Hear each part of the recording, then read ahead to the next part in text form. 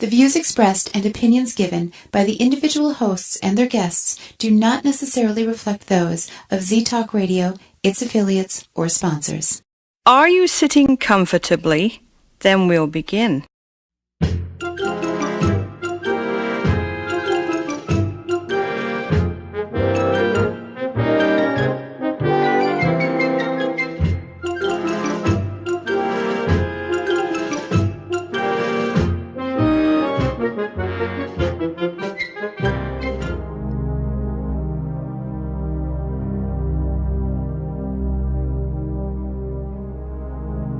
The Warren Exchange with your hosts Al Warren and Julie Hughes.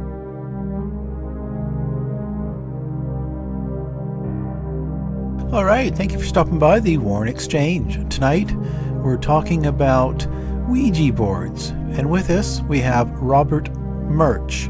Everybody knows him as Murch. He's the chairman of the board at the Talking Board Historical Society. He has his own webpage, robertmurch.com. Lots of history and experience, and we'll be with him right after these words. I will say this line, and this is very powerful and very important, is that there's a very thin line between us as physical beings and our spiritual realm. And psychologically, that line could be crossed at any time. You can use them. Some people think that it's for entertainment purposes, but they are known to open a portal, and you never know what you can open. So, you never know. You could be opening Pandora's box. You really don't want to use them at all. Stay away from them. When you open up these vortexes and invite spirits in, you don't know what comes. And if you don't have any boundaries or control, you also don't have any way to stop it.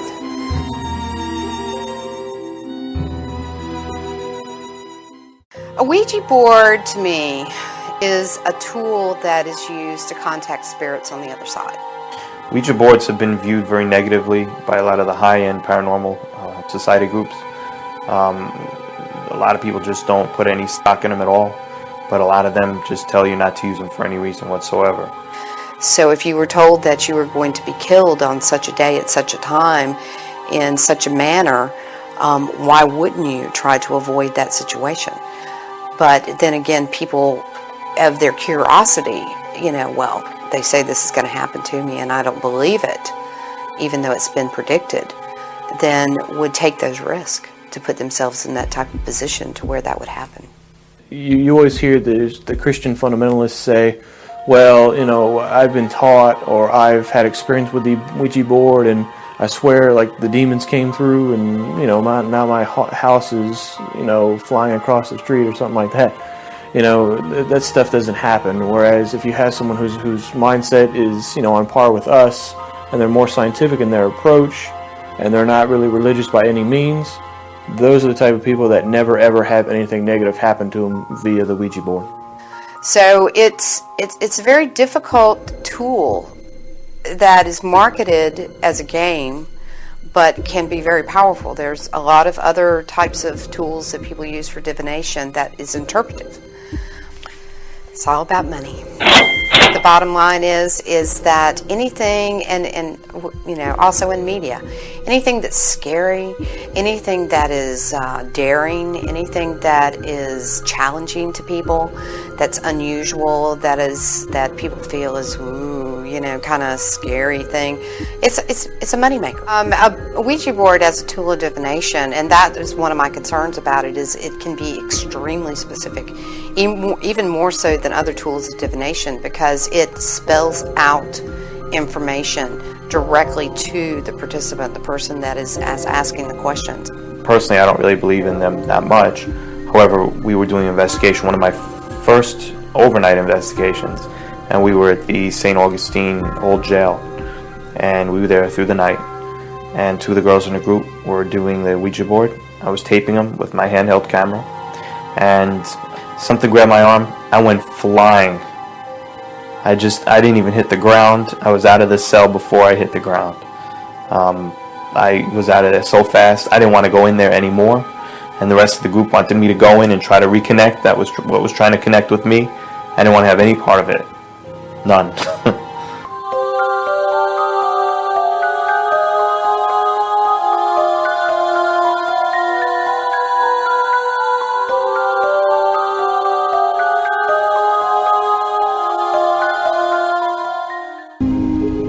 Jill, why don't you tell the class what you did this weekend? Well, my dad and I went in search of some magical minnows and found a zillion of them in the stream from our lookout rock. Then my sister and I escaped from an evil slug king and went back to my super twig fort for safety. Then we told stories till it got dark, and the Big Dipper led us all the way home. Wow. Where were you, Jill? We went to the forest. It's not that far away. Ask your parents to take you and your friends to the forest this week. It's closer than you think. Check out discovertheforest.org. Brought to you by the U.S. Forest Service and the Ad Council.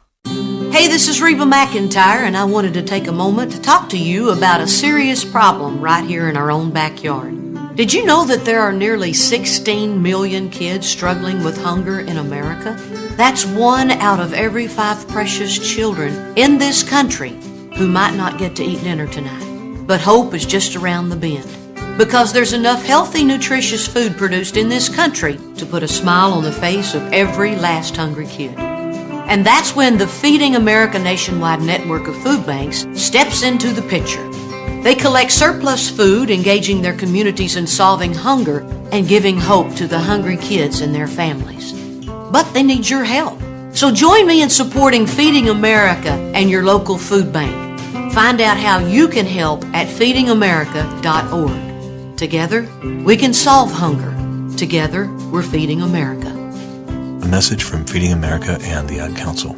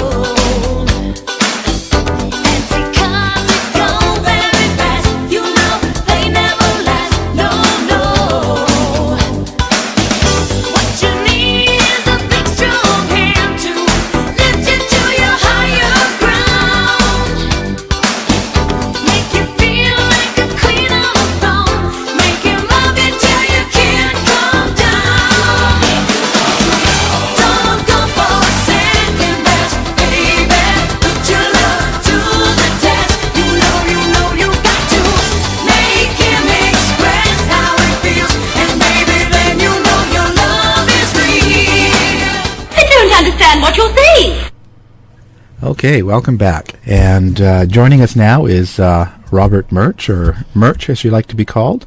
How are you today? I'm doing great. How are you doing? Thank you so much for having me here. No, I'm doing well, doing well. No, it's a pleasure to have you. It's an interesting subject. Let's start out with you a little bit. How did you get interested in Ouija and just the whole talking board? Sure. So, I had a really interesting childhood, as I'm sure everyone does. But I was raised Orthodox Jew, and even though I don't look like that now, if people see pictures of me on the net, shaved head, tattoos, earrings, not what you think of as Orthodox. But I was raised that way. And in any Orthodox religion, you're raised with kind of a very deep-seated belief in the supernatural, ghosts, demons, anything really. It's just all part of the story. So you're not necessarily, I'd say, afraid of it, or it's not as unknown to you. It's not as unfamiliar. My grandmother, who we lived with for a little while, was a real funny lady. She loved science fiction. She loved creature double feature, and she loved horror movies, and loved to take me to everything my mother told me not to go to. So 1986. She took me to a movie that changed my life, and that was Witchboard by Kevin Tenney, who is my kind of childhood hero, who, by the way, just a few weeks ago, I actually got to meet face-to-face after all of these years while I was in L.A., so that was a pretty cool sit-down meeting. But she took me to this movie, and for people who don't know or haven't seen Witchboard, if you're into talking boards or just have any really strong feeling, you should see this movie. It's the reason most people feel the way they feel about Ouija boards. And he did a brilliant job of taking a lot of these Ouija-stitions, as we call them, or urban legends, and weaving them into a tale that we believe and pass on today. So it's a very kind of powerful movie in the sense that it changed things and kind of gave the Ouija board some roots when it didn't necessarily have it yet. Right. And I then went to college. That movie kind of always stuck in the back of my head. And I had 3 roommates. All 3 roommates decided to go to a fraternity. And I knew if I joined a fraternity, I wouldn't graduate college. I just knew myself. So I figured they could go to the fraternity, I would study, I could go to their parties, have fun, but still, have a study place. And when they went to Rush for their fraternity, one of the things they had to do was treasure hunt. And on that list was an old Ouija board. And I used to go antiquing, flea marketing, yard sailing, you name it, with my dad every weekend for my whole life. So I went to University of New Hampshire. It was easy to come home on the weekends to Boston, and I would hit the flea markets and antique stores. And when I was done, I realized I had 10 different Ouija boards. And I thought, how can that be? Isn't there only one Ouija board? How can these be totally different, not different versions, just different boards, different brands? And that struck me as odd. So, again, we're going back, it's crazy to think about, but kind of pre-internet. Not much was on the internet at the time, 1992. And I had to go to the library, in the, college library, and open up a Funkin' Wagnalls encyclopedia or a Britannica. And every time I did, I would look up the Ouija board. Where did it come from? And every single encyclopedia had a different story. And I say story because today we know none of them were true. And I thought, that's really weird. How can everyone know about the Ouija board? How can everyone have a story? How can everyone know immediately when you show them what it is? You don't have to explain to them. I've never, ever in the world had to say, do you know what a Ouija board is, or do you know what this is? And they know what it is, but no one knows where it comes from. How can that be? And that basically set me off into a 2-decade-plus journey to track down the Ouija board story, its urban legends, its myths, as well as its real history. And that's had me flying all over the world and a lot in this country, meeting and digging out the descendants of those people who were the originators of the Ouija board, or the people who brought it to the public. And that's had amazing opportunities to work with some really incredibly talented people and collaborate. And so for anyone who does any work at all, whether it's genealogy work or just any research, you can't do it by yourself.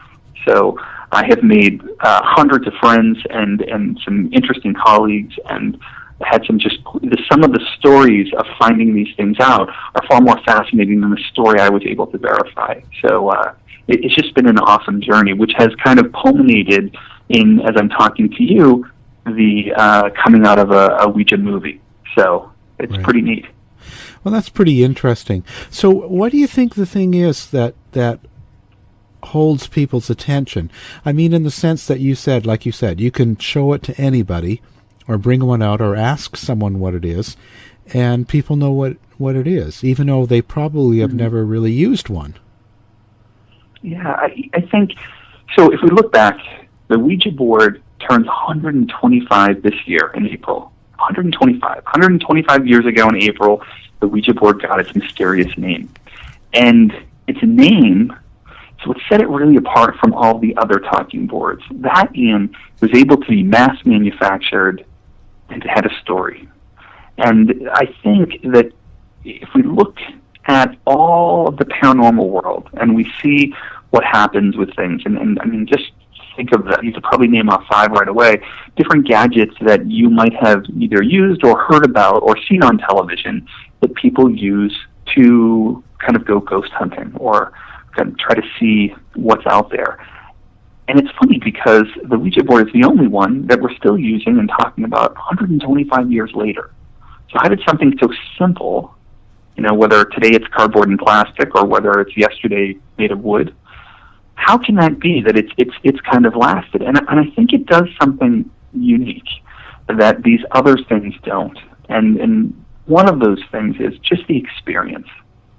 So today we have like K2 meters or electromagnetic field readers, and we have EVP recorders where people will ask if there's anyone there and then hope that they'll get some answer recorded on their machine. Now, today, machines make people feel much safer and also kind of push them apart from the experience. Like, you can put the thing down, walk away, ask your question, see if it records or see if it blinks in response to you. But the Ouija board, you are part of. No matter what anyone says, the Ouija board doesn't work without you. You have to be touching it. You have to see it. So if you believe that it's using your subconscious, then you still need your eyes, you still need your hands. If you believe that you're talking to something other than you, outside of you, same thing. Then this spirit, this entity from outside is guiding your hands. You still need to see, still needs your hands. And you're touching it, and you hear it move, you feel it move, you see it. You're part of the communication. This communication device does not work without you. And it's very eerie because it's a collaborative thing. You're using it with multiple people. When Ouija first came out in 1890, it was definitely sold as an amusement, a party game, something to be done with multiple people. And think of why in a little bit. You know, if you were going to spend $1 or $1.50 in 1890, that's a lot of money, right? So it had to be something the entire family would enjoy, something everyone could sit down and do. And that's really what Ouija was. So, as I always make a joke, you know, at one time, Ouija was family fun night, not family fright night, like it is today. Yeah. Though people were always, this isn't to say that there was a switch or that there was some big thing that happened. There was always a segment of the population that did not like the Ouija board. But it just wasn't as vocal as it is today. So now today, with Hollywood having used the board to show demonic possession, to show some really scary stuff over the years, yeah, the public consciousness seems to be more towards the demonic and something awful and scary. That belief plays into why it's still here. So today, 125 years later, generation and generation and generation of people talking and telling their stories has now created Ouija. So Ouija has its own life now. It has its own stuff that people talk about, you know, how to get rid of the board, how not to get rid of the board, what happens when you try to get rid of it, what happens when you burn it.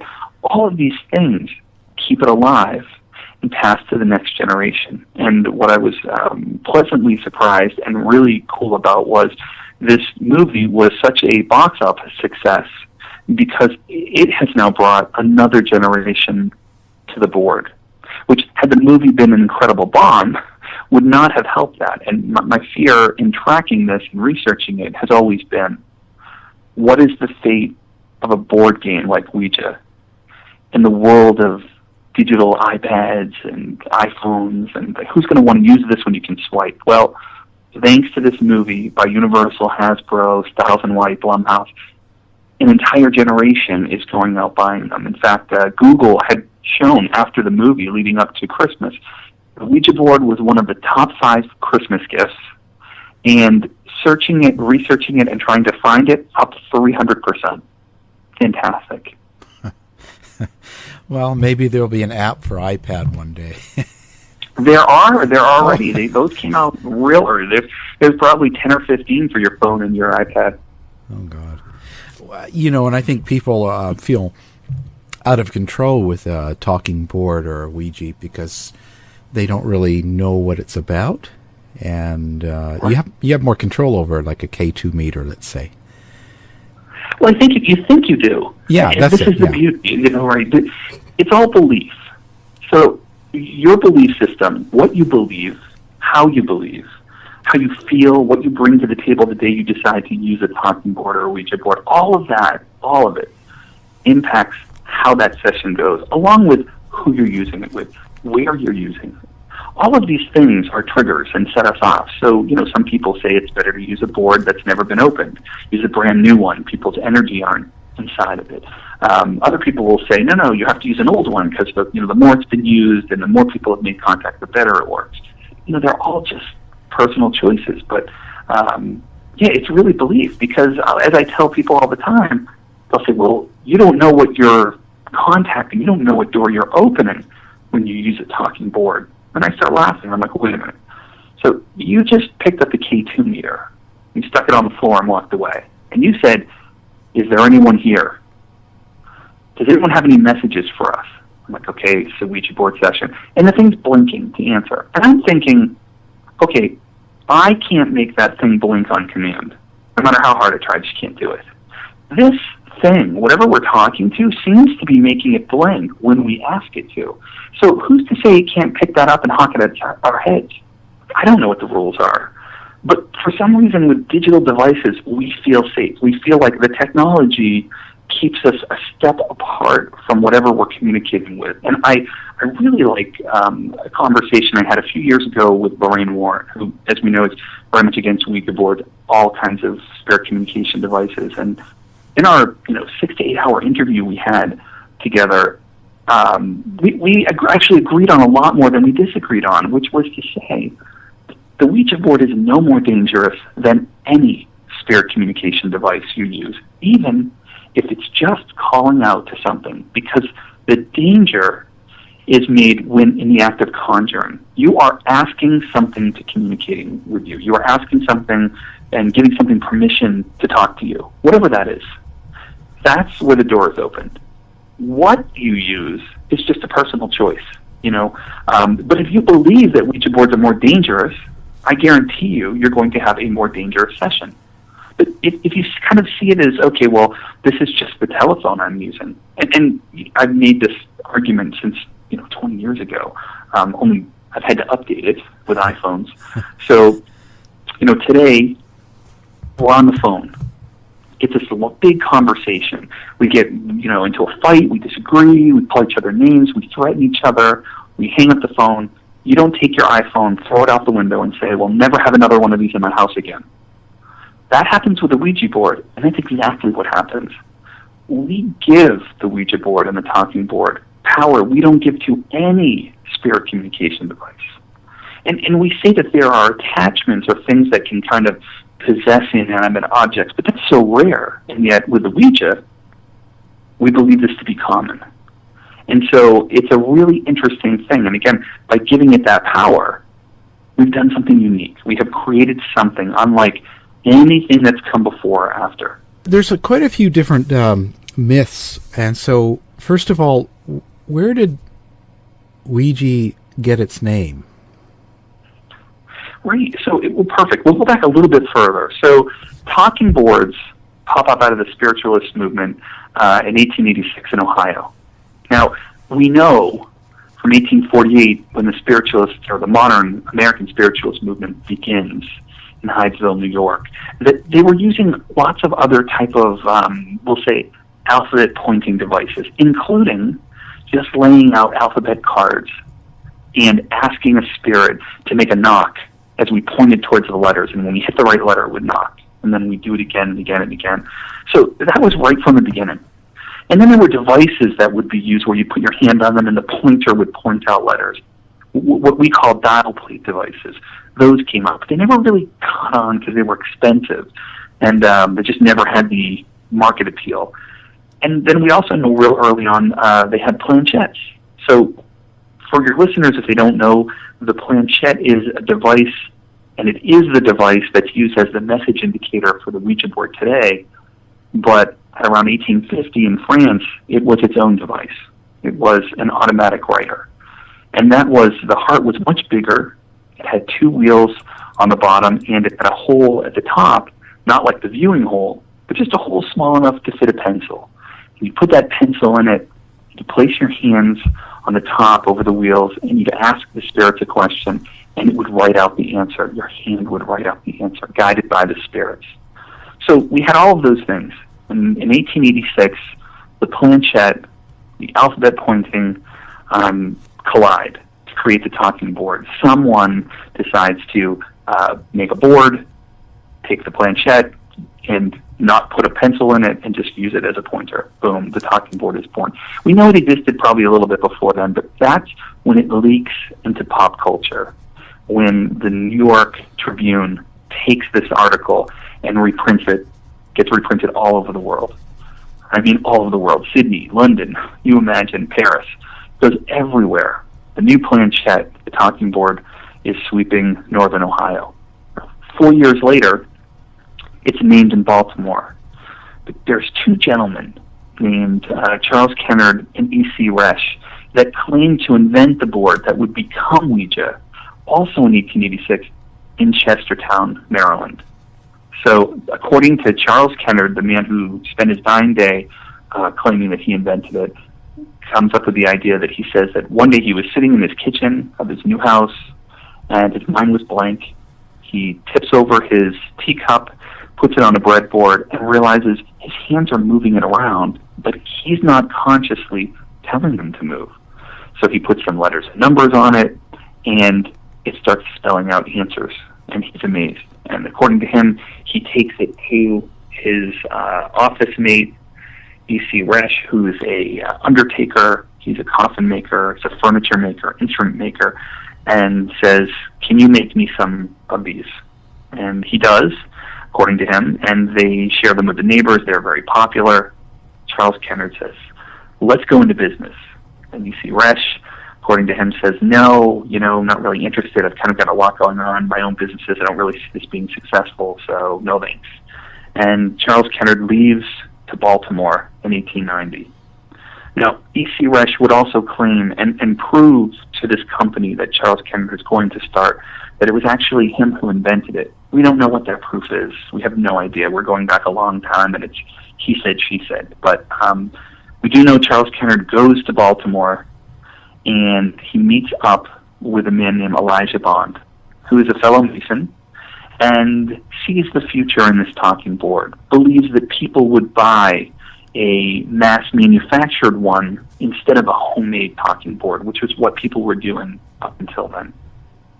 So his friend Elijah Bond works on a patents it, and one night in April of 1890, the corner of Charles Street and Center Street, Baltimore, there's Elijah Bond, Charles Kennard, Elijah Bond's sister-in-law, who he considers a strong medium, named Helen Peters, all sitting at this boarding house.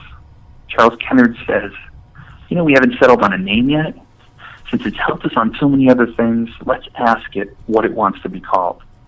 And so with Helen Peters at the board, she asks, it answers Ouija. And when they ask what that means, the board answers, "Good luck." And the Ouija, the Egyptian luck board, is born. Now, what's really interesting about that is Charles Kennard isn't really a fool.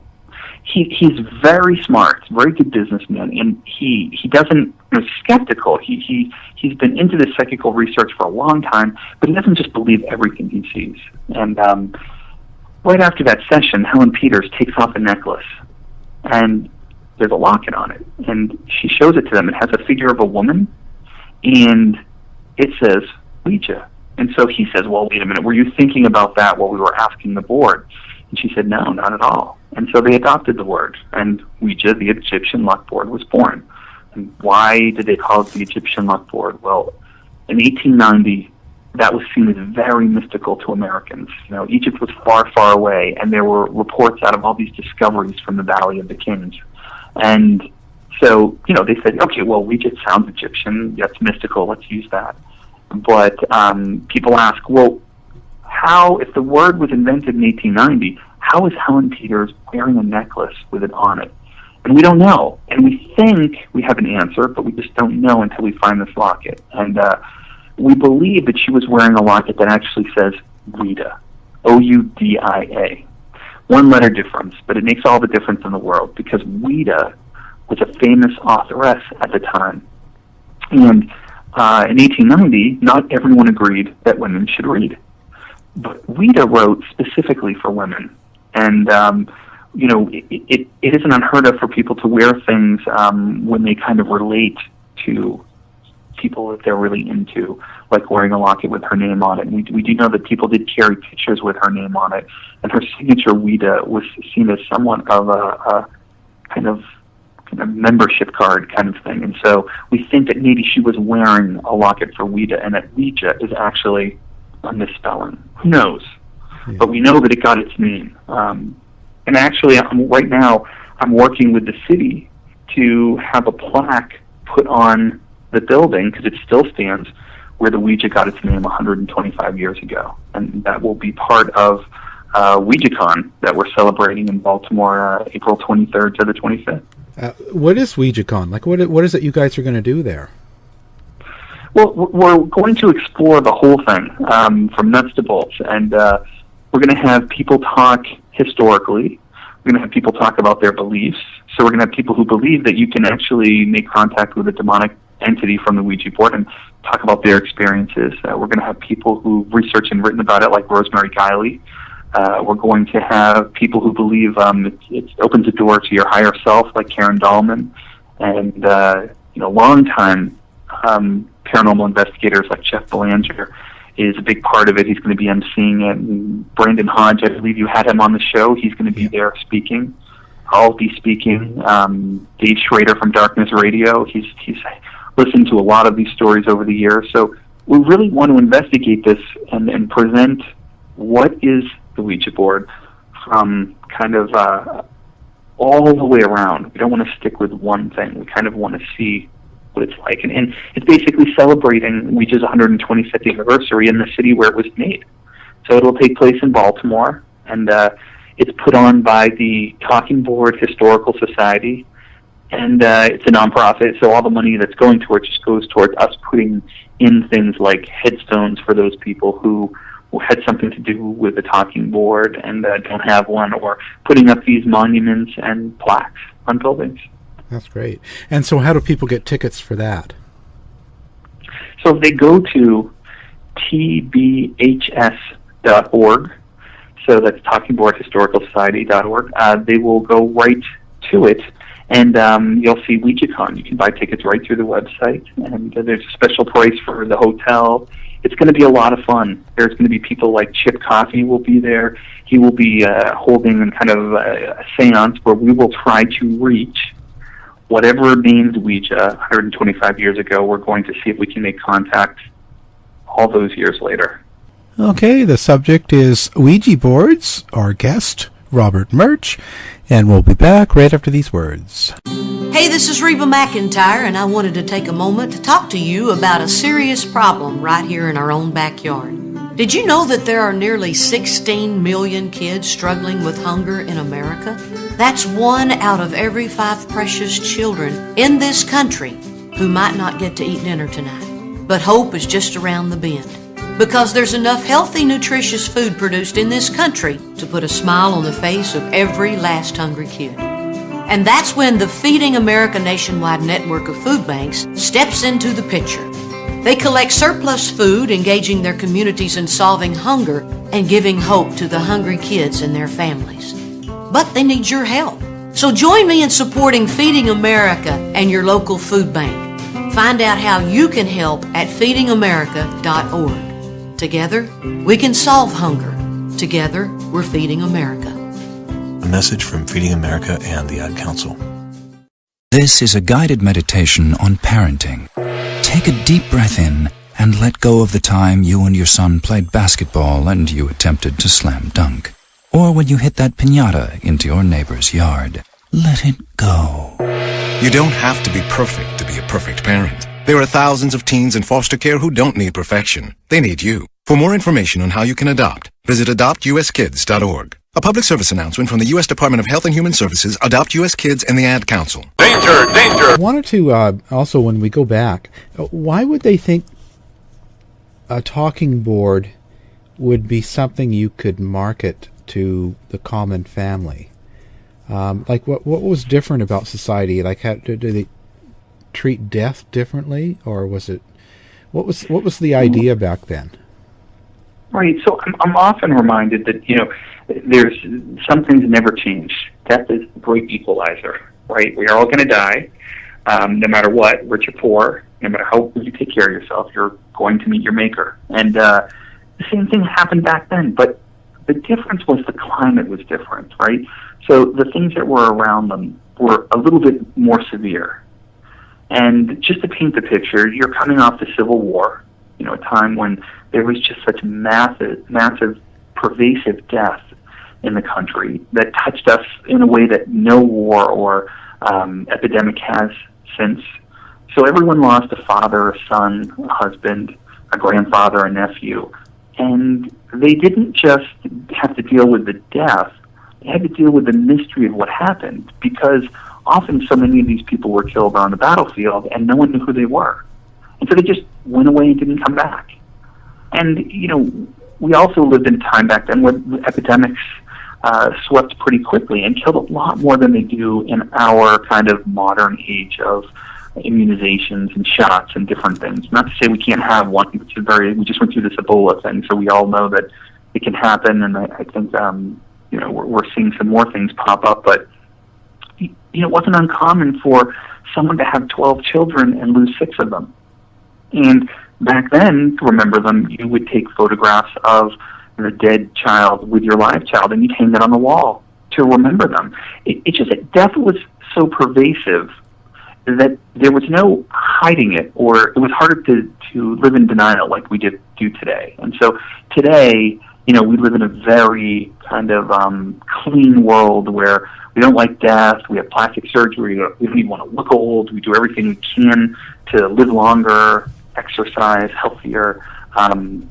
Death was just as traumatic as it is today, but it was just so much around you. And then you also have to put it with the time of, so you're having a lot of death, but you don't have like a lot of electricity, right? You don't have phones, you don't have all the things that connect us, so you have a lot of quiet time once the sun goes down.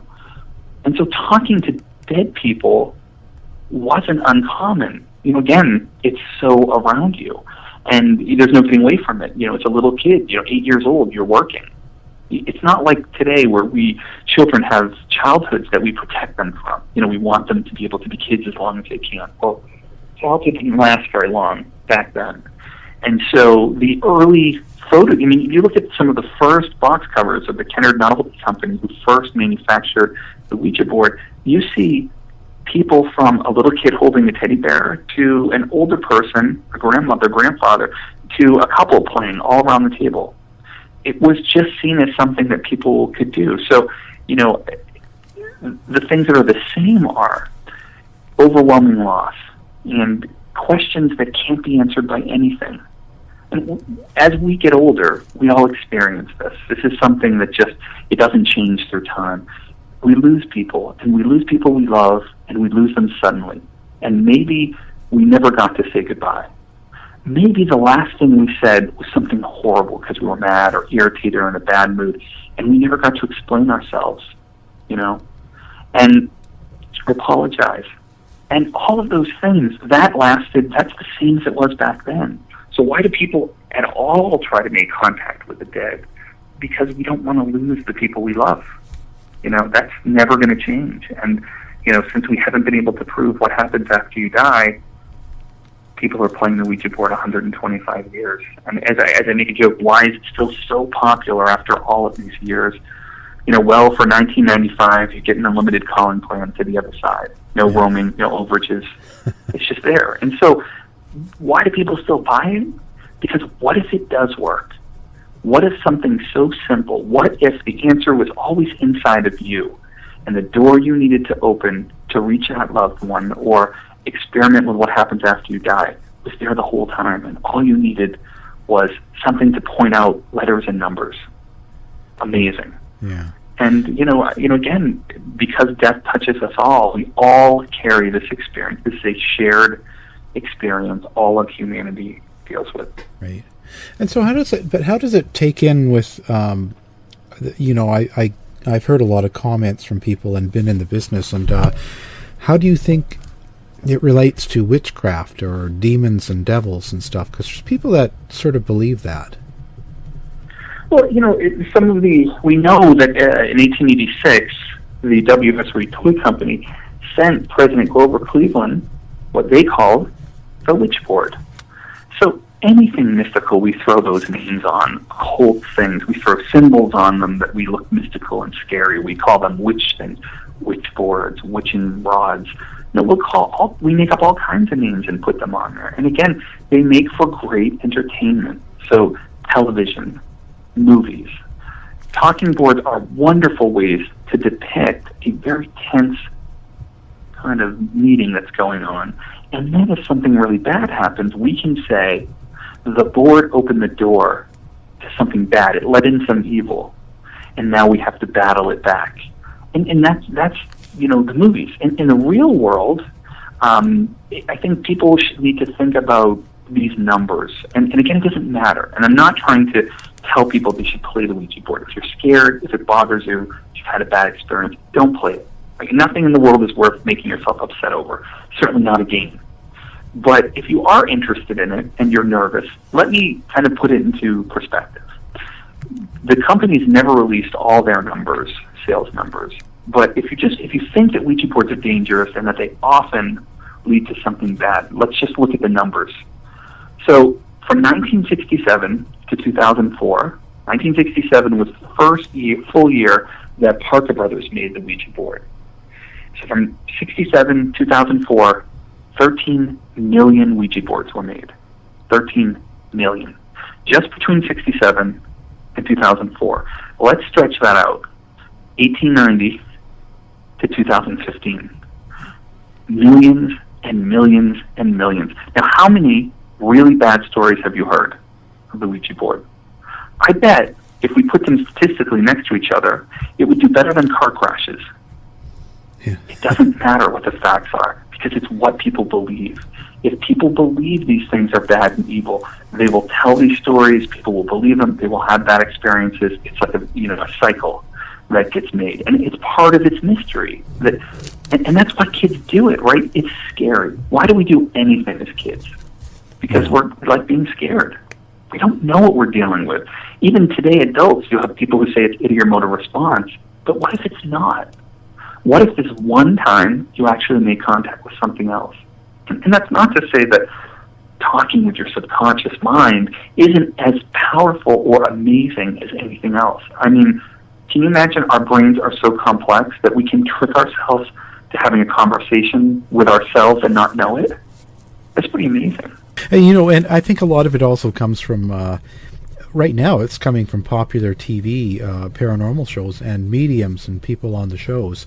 I've seen it several times where they've been on and, they always ask the person that has the haunting problem, did you play on the Ouija board? And then they say yes, and it's like, well, that's probably why you've let someone in. That's right. And then they proceed to walk into the house, pull out their EVP recorders and say, is there anyone here? Do you have a message for me? Tell us why you're here. It's like, wait a minute, isn't that just what they did with a Ouija board? Yeah. But it's so, and I always laugh. This happened to me. Square off happened to me. So 20 plus years ago, when I started doing this stuff, many years later, Jeff Bollinger said, hey, I think you've got something here with this Ouija board thing. It's very niche. You should really come to some of these conferences and speak about it. And so he got me my first gig with the Ghost Hunters, the Beyond Reality events. Amy Bruni gave me my first break to come up to the Mount Washington Hotel and Resort and speak. But originally, I wasn't allowed to stay.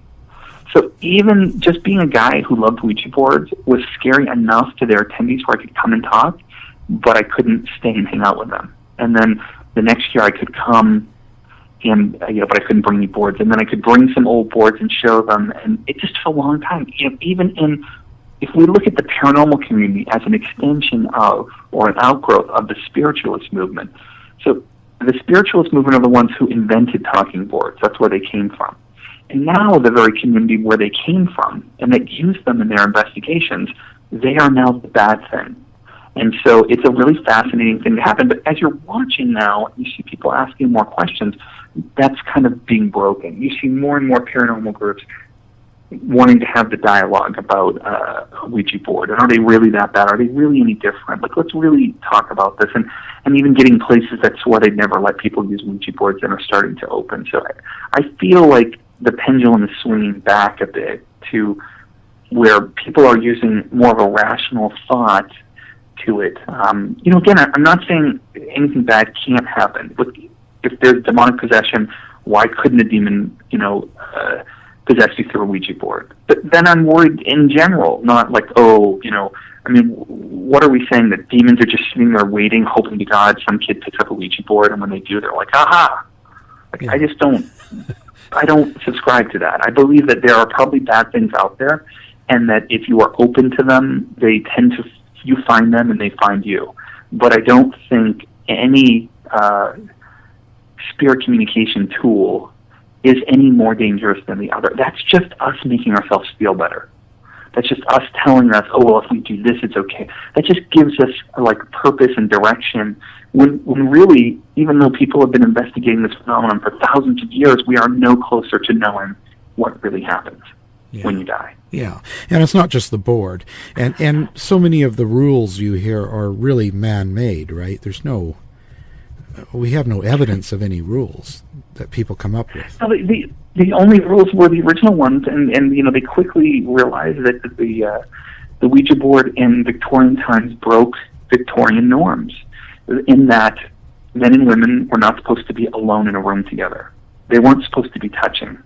So the Ouija board broke some pretty great date things for people in the Victorian times. You would wait till night. You'd light candles because you didn't have any other lights.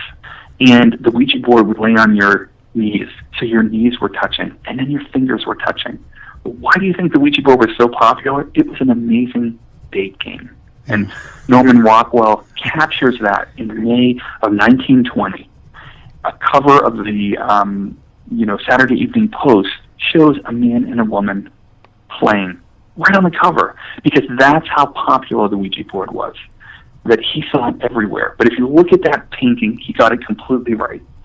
They're sitting there, their knees are touching, the board is on top of them, their fingers are touching, she's looking off up into the ether world, he has a grin on his face, and he's looking at her blouse. Nothing has changed. Same story. Same story, different time. Exactly.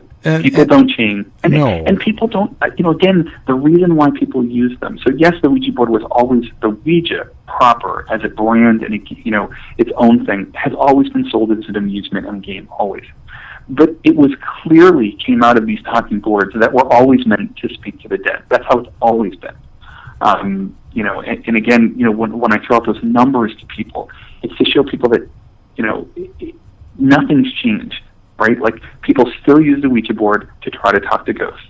That's how it is. That's how it's supposed to be. In fact, for many years, people might remember the slogan of Parker Brothers was, "It's just a game, isn't it?" Well, today, and so last year when they came out with their new board, they changed that. They took away that slogan, and when you open up the box, the thing that you see and read is, do not play the Ouija board if you believe it's just a game. So they really switched back to its roots, like what it was really used for. So, again, but just for people to think, if you believe the Ouija boards are so bad and evil, stay away from them. But think in your head, millions and millions and millions have been sold. How many stories have you really heard that are real, not just someone saying, "Oh my God, my mother's best friend's cousin next door neighbor used a Ouija board and went crazy." Yeah. But, but she might have been crazy on her own. Yeah, there's a lot of, you just don't know. And a lot of the movies have got an influence. I mean, in the sense, Exorcist, right? With Reagan playing on the board. It's only a short segment, but people hold on to that. Well, what's happened is we look back, and I'm really guilty of that myself. We look back, and I want to see the change that happened. And The Exorcist does something unique, different than all the other movies, where it shows a girl playing by herself. She then later becomes possessed. Never in the movie does the priest, does anyone say, "Oh my God, you're playing the Ouija board, that's what happened." But it's very clear that it's easy to pull that out of it. She was playing by herself, she became possessed. And so it wasn't an overnight change. But after that movie, more and more movies, until almost all of them started showing use a Ouija board, demonic possession. It's like I said, it's so easy. It's a great visual tool to show it, that you're playing with something simple. I mean, The Exorcist kind of did for the Ouija board what Alfred Hitchcock did to the shower scene. But this is looking back. This isn't like, this was not so apparent at the time this happened. This is just looking back. It's easy to see this. That, so millions of people had Ouija boards in their house. It's sitting next to their game of life, their Monopoly. It's everywhere. But suddenly the seed is planted that these things could be evil. And that you have something evil in your toy room. This most innocuous game, you've got like letters and numbers. Suddenly this thing is dangerous. And so people, over time after that movie came out, other movies started to pick up on this theme and then kind of snowballed. Then all of a sudden people were like, oh, get these out of my house. But I mean, for most of the Ouija board's life, most of its 125 years, it sat pretty undisturbed in people's closets. Yeah, just another one of those games that got put away. Exactly, and that's what happens. And again, so for other people who say, oh, I had this horrible experience, it was terrible, and I'll say, well, tell me about it, I want to hear. And they'll say, it was horrible. We were playing the Ouija board, and we started to hear noises, and the lights went out, and the Ouija board told me when and how I was going to die. I said, wow, that's pretty, that's pretty traumatic. Yeah. Well, what were you asking the Ouija board when it did that? And they'll say, well, we asked it when I was going to die and how I was going to die. And then I start laughing and say, okay, well, personally, when I use the Ouija board, I ask for the lottery numbers, which, by the way, did not give me those Mega Millions that just happened, so bad Ouija. But, for people who don't want to have a bad experience, my advice is always, don't ask questions you don't want to hear or that are going to scare you. You're just going to be scared. And then you got the answer you wanted, and suddenly that's a bad experience. Again, what happens is people get scared and then want out. So there's a way to avoid that. Don't ask those things. You want to play with the Ouija board? Find partners you can trust. Someone you can have a good time with, and that if you get freaked out, you can stop. They're not going to push you. You believe that unconsciously pushing it. It's fun to experiment with stuff, but just be smart about it. Start to get freaked out, it says things that bother you, you just put it away. Done. You can always walk away. You're in control. A game is not in control. You are the person. You make the decisions. You decide whether you keep playing or not. Yeah. Well, I think people like to have an item to blame bad things on, right? So absolutely. The Ouija board is a wonderful scapegoat for all of our decisions. So we've decided to contact something, suddenly it goes bad. It's not our fault. It's the board. If we get the board out of the house, then we get the evil out of the house. It's like, again, but now we've given the Ouija board power. We've made it something unlike any of these other devices we use. And so now it has its own life. And that's a fascinating thing. When you give things power in your mind, it's real. Belief is real. Tell it to anyone who goes to organized religion. There's no proof that people, and you can argue, well, there is, but there's no scientific proof that any of this stuff in the Bible is real. But there's belief, and belief causes millions, if not billions, of people to fight wars and kill each other over them. Right. Belief is real. So if you believe the Ouija board can talk to spirits, guess what? You do. Yeah. No doubt about it in my mind. It's real. And so that's why I tell people I don't think it's a joke. Like, I'm not trying to, diminish or make fun of anyone. In fact, I'm take it very seriously. It's just, I think people forget that they're in charge of their actions. Do you think the mediums being kind of a fight toward it is kind of because it's competition in a way, or?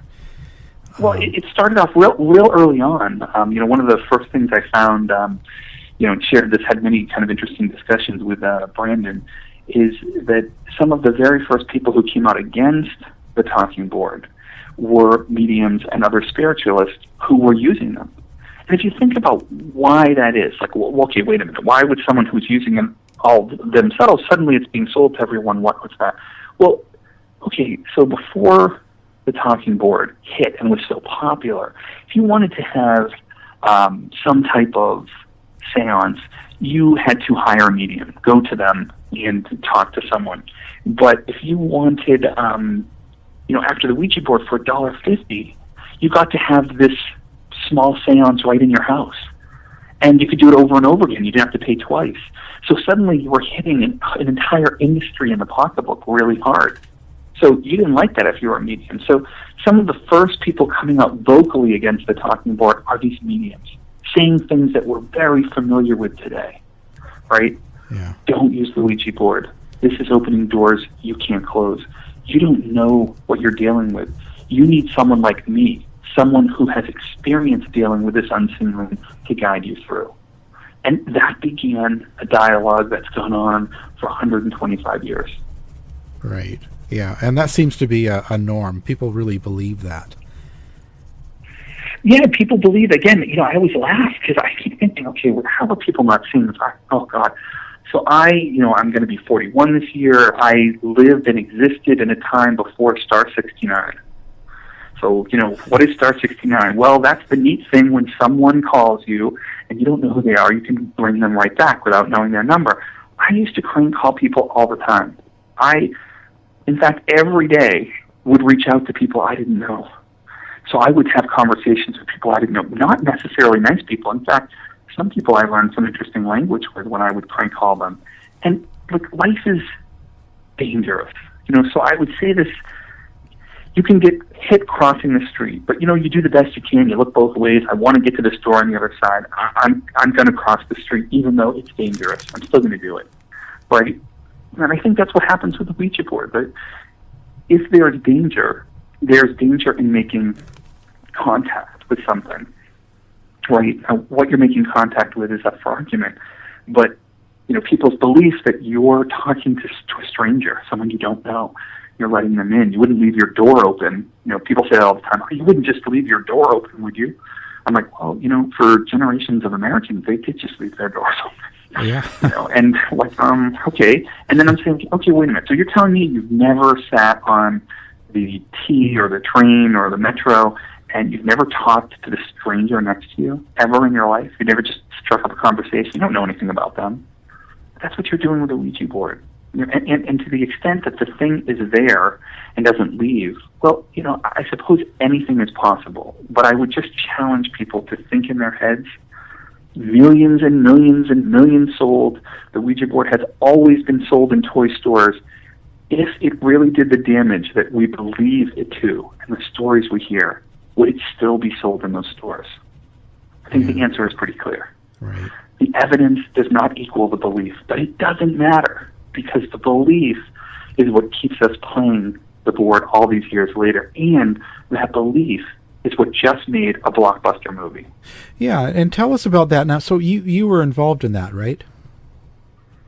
Yeah, I was really lucky to get involved more and more as time went on. It seemed, real quickly, I came home one night from a party, and I saw an interview on MTV because there was no music videos left on MTV, so there was an interview, and it was with Brian Goldner, who was the head of Hasbro. He was talking about how he really wanted to come in and change things and really kind of utilize some unexplored brands, Ouija being one of them. He was talking about how he had Ouija experiences. It was such a powerful brand that they weren't doing anything with. He wanted to do a movie. Well, that night I immediately went online, figured out what his email address might be, sent him an email, and a couple hours later my iPhone buzzed. This is back in 2009, and he answered me and said, "Hey, Robert, great to meet you and talk to you. Yes, I think you could be an asset. Let me hook you over to Bennett Sneer, who was at that time the head of Hasbro Entertainment, the group in LA that was making the movies." And so we started a conversation that went through many scripts, different writers, directors, and the project was called off, then back on, until it ended up with Stiles White and Juliet Snowden as the writers and Stiles as the director. And Blumhouse is a production company along with Michael Bay's Platinum Dunes and Universal. So it was this combination of some really interesting, talented people who put together this movie that, like I said, has brought the board to a new generation of people. And I really liked it. I think it was neat to hear some of the things that I had put in early on, made it into the movie, and they added some new Ouija additions. So I don't know if you've seen the movie, or I won't spoil it for anybody who hasn't seen it, but they added looking through the planchette would let you see the ghost. Brilliant. Yeah. Like, great writing, just perfect. It's just sitting right there. I wish that had been my idea. It totally wasn't. Well, I'd love to take credit for that because it was sitting right there. But it was a great idea. And so they because of the way they did the movie and how they used the board, they actually altered it for this generation, kind of gave it some new stuff that will now be part of it. Like, these kids today will think that since the beginning of Ouija boards, people were looking through the eye to see the other side. Yeah. You know? And that's the beauty of it. The Ouija board has these Ouija stations that just take off. And I was lucky, so I got to be part of consulting on the movie, and then Universal called and asked me to be filmed for the DVD for the extras to talk about everything we're talking about now. Nice. And then Universal asked me to come to LA for the Blu-ray DVD digital download release earlier in January, and I got to be part of that party and host the media and do lots of interviews and talk to them about how this was even happening. How are we having a movie about something 125 years old? Wow. It was a great time. So I've had a blast. It's been a wonderful experience. Hasbro, great people. Universal, wonderful people. There wasn't anyone that, you know. Think Jam was the company who handled the event. They were awesome. Just really, really great. A lot of fun people. And all of them, again, you're dealing with the media, and yet you can see them turn into little kids by just putting them in front of a Ouija board. There's an innate fear in our culture of it because of these movies and because people have told us they're bad. And so it was really cool for me, who's involved in it and immersed in it all the time. I don't find Ouija boards scary at all. They're all over my house. My house is a living monument to the Ouija board. You know, people who are terrified to come in are Jehovah's Witness, Mormons, anyone who's, you know, like, and so, you know, but to me, it's like nothing. So it was neat for me to be reminded, you know, by the mainstream and horror media that these things scare the crap out of people still. Yeah. And, you know, and yet, that's why. So all these kids were scared of the movie. The movie was a #1 for 3 weeks in a row, and it's, I think, topped over $100 million worldwide. That was pre-DVD Blu-ray release. Pretty good for a movie that only cost $5 million to make. Yeah, that's a pretty huge profit, which means the movie was good, and two, it connected with something. You know, something that I don't know if even they. I think this is, you know, their wildest dreams. Like, you make a movie, you hope it does well. You never know. I think, you know, everyone underestimated. I'm sure people today will slap themselves in the back and say, "Oh, we always knew it would be great. You know, it's perfect. There's a ready-made movie." You know, I don't believe that. I think, from what I remember, there were a lot of people who were like, "I don't really hope this works." And, you know, I think the beauty of the Ouija board is it always connects to the next generation. Always. It has been doing this for 125 years. But this leap was a pretty big one because, again, this time kids live in a much more digital tap, swipe world than they do saying, "Hey, everyone, be quiet." They live in a world where they're constantly bombarded with information. Their phones, their iPads, people are talking to them. You know, like, it's just constant information. And to play the Ouija board, you have to shut everything down. Everything goes off. Everything gets quiet. You have to concentrate. That's a lot to ask kids today. Yeah. Just not the world they live in. And yet, boom, sales are up 300%. One of the top 5 presents for Christmas. That's pretty amazing. Yeah. Well, how do you? And so you feel pretty good about the movie, the whole thing, the story. Well, it's the movie. I would have liked to seen it scarier. I wanted to see a rated R movie. But that's me, and I don't have to sell a product, right? Like, Hasbro still has to. I think they did a great job at a really tough task, and I'm sure most people won't look at it this way, but because I monitor and watch trends and everything, that what they did well was, and what they had to be careful of, was they had to be scary enough to sell tickets to the movie, to make a #1 movie. But they couldn't be too scary that it would stop them selling their product. That's a really tough thing. So, like, when you're making a movie off a product that has to continue to sell, you can't scare the crap out of everyone too much. Like, you can't terrify them. You just need to make them, like, scared enough to want to try it. And I think they did that, and it was a teeny bopper movie. It was for younger people, but I still found myself jumping. I'm 41. It got me a couple times. I was like, oh, wow, that was good. Yeah. And I to the writer's Styles and Julia, they did a tremendous job making you think that everything was resolved, only to have a twist.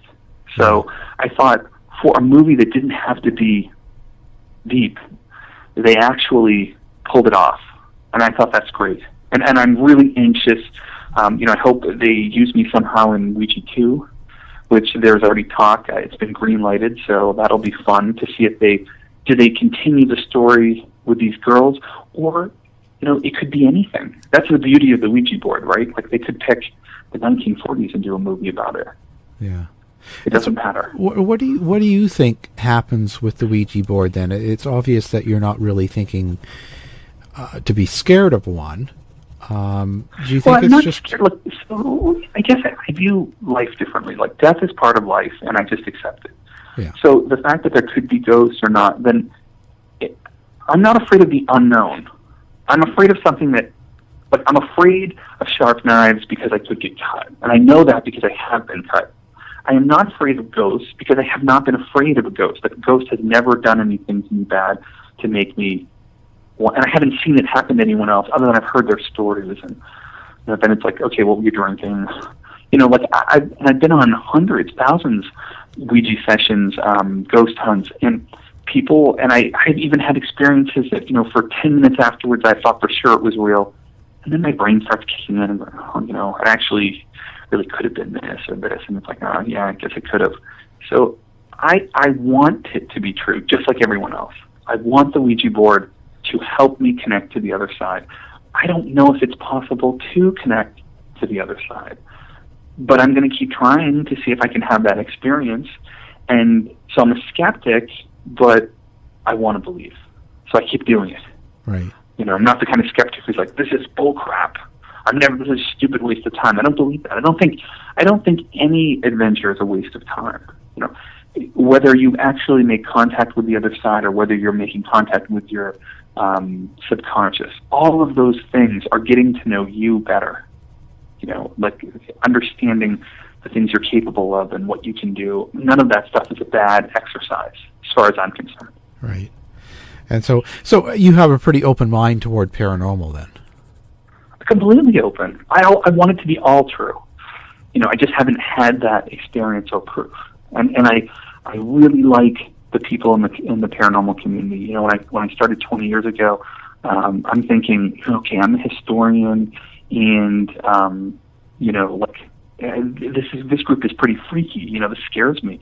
And the funny thing was, it was the reverse, right? Like, so this group, they're trying to investigate this in the most scientific, hands-on way they can, and they're looking at me like, this guy likes Ouija boards. He's a freak. Yeah. It was a funny thing. And what I like about the paranormal community is they're very open, to discussions and talking, and it's a really neat group of people. They're all just looking for answers, and again, they're coming to the table with their own loss. If you talk to everyone, why do you want to do this? Either they'll say, I had this really weird experience when I was little, or that I just want to explore, or you'll hear people say, I lost someone, and then this happened to me. And so, again, we all live different lives. People come from different socioeconomic places, different parts of the country, different parts of the world. One of the things that ties us together is death. And so the paranormal world, to me, is a unique bunch of people who wholeheartedly accept death into their lives and are trying to understand it and explain it and experience it with an open mind. I think it's fantastic. Yeah. And so when buying a board, is there something you need to look for or that you suggest? Like, it's a question. Yeah, do people have to look for a store-bought board, or should they look for an old one? Or It's a great question, and I would say that for Hasbro, they would prefer you look to make sure it's an official Ouija board. Yeah. So if you buy it, it's theirs. And so, again, just a quick explanation. Ouija and Ouija, however you pronounce it, it's the same word. It was originally Ouija when it was named in 1890. By 1920s, people were saying they were Ouijaing, and so it got shortened to Ouija. And so Ouija, it doesn't matter. That's a brand, just like you might say pass a Kleenex, but you really mean tissue because Kleenex is a brand.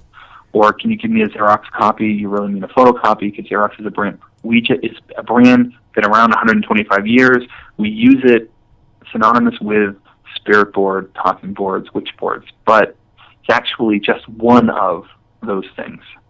So, for people who are looking for one, some people believe that you should only use your board, one that only you really use, with other people, and so you should buy a new one. And other people say, no, you should buy old ones because they already have kind of the energy in it to make contact, and it's totally up to you. The great thing about talking boards are they often depict the decade that they were made in.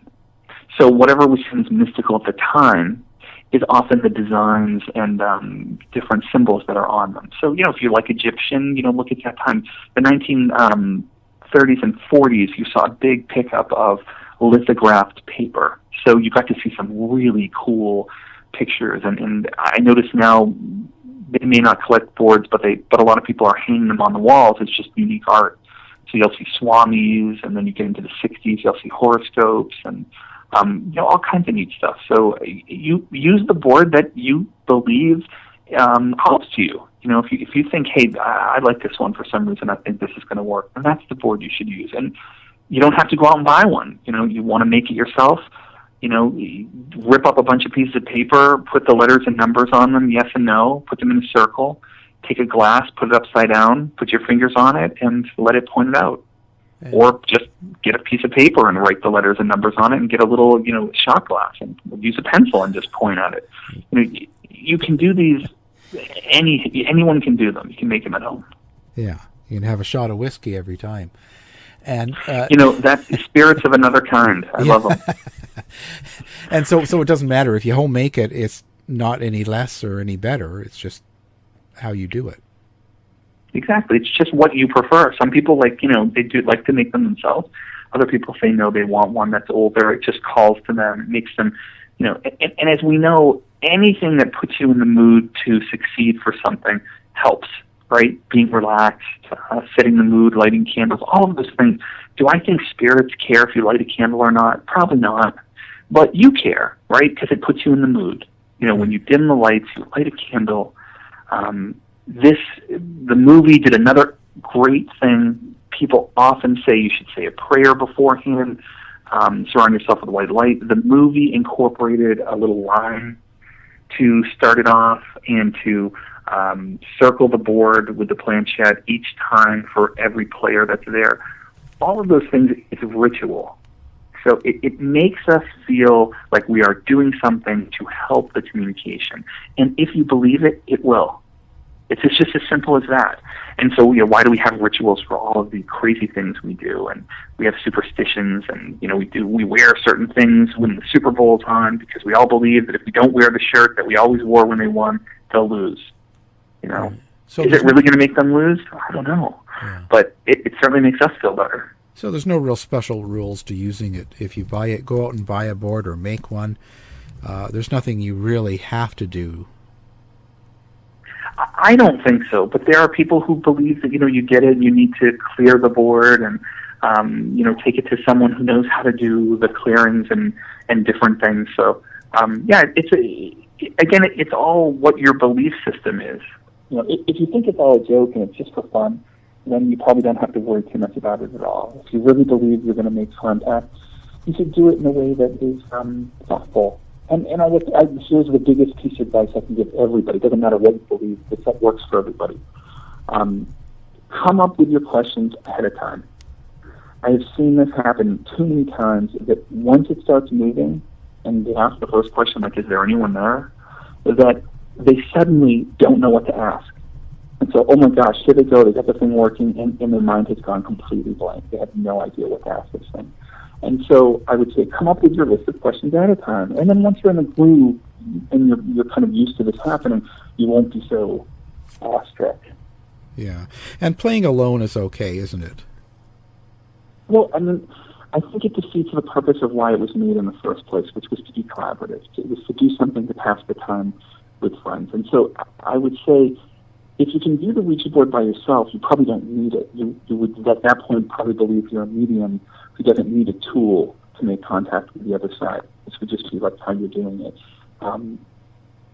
But, of course, there are people who believe that if you use it by yourself, you're potentially getting yourself in trouble. If you believe that, don't do it. If you don't believe it, it's not going to do anything to you. And again, if something bad happens, stop playing it. Just stop it. But I found that for people who are, Ouija virgins, who've never had the experience, that the more people they play with, the faster it starts working, and the better it works. So if you can get 4 or 5 people to start, that's going to work better. And then start paring them down, and the more you do it, the better you'll get. And that's because we don't like things we don't want to stop. Like, it's hard to let go. We're creatures of control. We don't want to let our hands move by themselves. We don't want to feel led. In fact, in the beginning, I often move the planchette around for people so they can feel how it's supposed to feel when they touch it. It's like, otherwise they push it too hard, or they won't touch it at all. It's like, it doesn't move if you hold it down, and it won't move if you don't put your hands on it. You have to, see how it goes and feel. So, yeah, I would just say do it with more people than less in the beginning, and write down your questions ahead of time, and have someone there to write down the answers. Because so many times people, it's spelling things out letter by letter. Yeah. And if so you don't write down what the letters are, you don't know what it says. Yeah. and what about language then? Does it matter what language it's in if you're trying to reach someone that's French or German or? Well, I would think it's like in anything else. If you can just think about this. I'm sure there are people who have reached spirits that don't speak the language they speak, but in general, you don't hear that as much, and that's probably because whatever they're speaking to speaks their language. And I mean, imagine going into a bus station in an international place, and you start going, "Hi, does anyone know where the closest Dunkin' Donuts is?" Well, the people who don't speak English, guess what? Aren't going to answer you because they have no idea what you said. So the people who are going to say, "Oh, the Dunkin' Donuts is over here," are going to be people who speak English. So just from a logical standpoint, I think when you ask a question in one language, the people who will answer you are people who know how to speak that same language. And that's why we don't see too much of that crossover. Yeah. And one last question there I had for you was the about the banning of it. Like, there's stories that it's been banned in England, the Ouija board, and none of that's true, is it? It's never really been officially banned. There have been groups and people who said they were going to ban the Ouija board, and then they went on to actually try to ban fortune-telling and kind of occult devices. The bans have never gone through. So, and not in modern times anyway. Witchcraft was illegal for a long time, and I suppose talking to the dead, divining would be part of it. But in our modern times, no. There was a great case in El Cerrito, California, where an entire town was affected by this family using a Ouija board because their daughter, Jenny Morrow, was killed in a hit-and-run accident. And they started having 24-hour seances trying to find out who was the driver who killed their daughter. And they weren't sleeping, they weren't eating, they weren't letting the neighbors go, the police had to come. A lot of people went to the insane asylum to get checked out. Most people came out once they had some sleep and some rest and ate and dealt with their grief. But one of the senators, he was very public. We are going to ban Ouija boards in California. You will not be able to buy them. And they tried to open that up to, it's not just Ouija boards, it's tarot cards, it's crystal balls, it's all of this stuff. And you know what? They made a bill. We checked it out. The bills were buried in some other, at a little conference, and just got buried. Never got up for a vote.